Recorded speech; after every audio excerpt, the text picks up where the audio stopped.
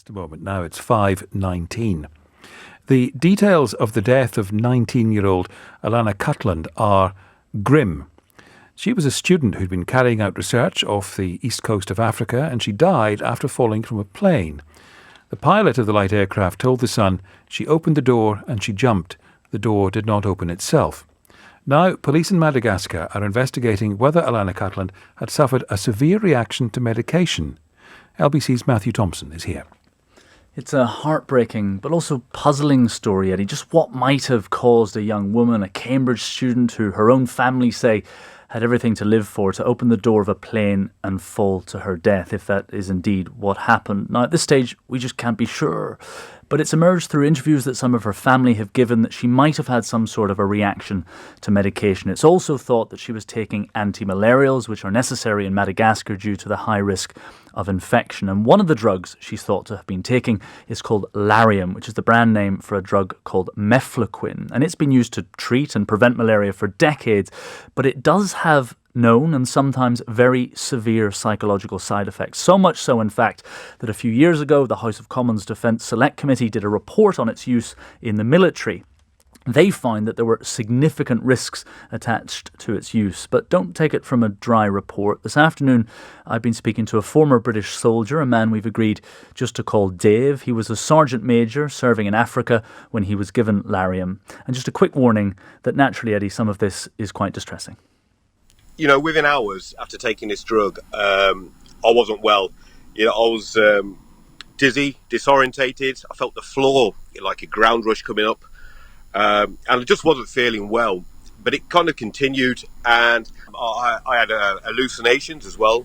You know, at one stage I saw two small children, African children, one with an AK-47 on his back, and he appeared out the bush. I couldn't believe my eyes. The long-term effects. Trying to get help wasn't successful. At one stage, I was just literally, for no apparent reason, the suicide ideation just came. It was too much to bear, and so I was walking up to the bedroom, and I was thinking, oh, just kill yourself, Dave. Just do it. And literally in a split second, I hung myself, and I don't know why. That just really just finished me. But what's more devastating is the wider impact it's had, not just on me, but also my family as well. You know, even now, 20 years on, I've still not spoken to my son about it, who found me hanging at 8 years old. So yeah, that's really tough.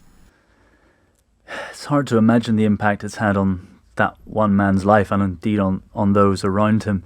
But the reason, Eddie, it's still prescribed is, well, because it works, and for the vast majority of people it works, and its continued use is a balancing act of sorts. Professor Saad Shakir is the director of the Drug Safety Research Unit, which is a charity that is funded by donations from pharmaceutical companies but is independent of them.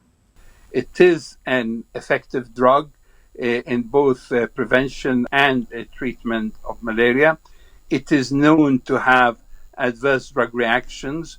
The severe psychological adverse reactions are rare, and these include serious anxiety, psychosis, and suicidal ideation, and rarely actually attempted suicide. So like every medication that we have, it has benefits, it has hazards and adverse drug reactions, and the optimal usage is to balance the benefits and the risks.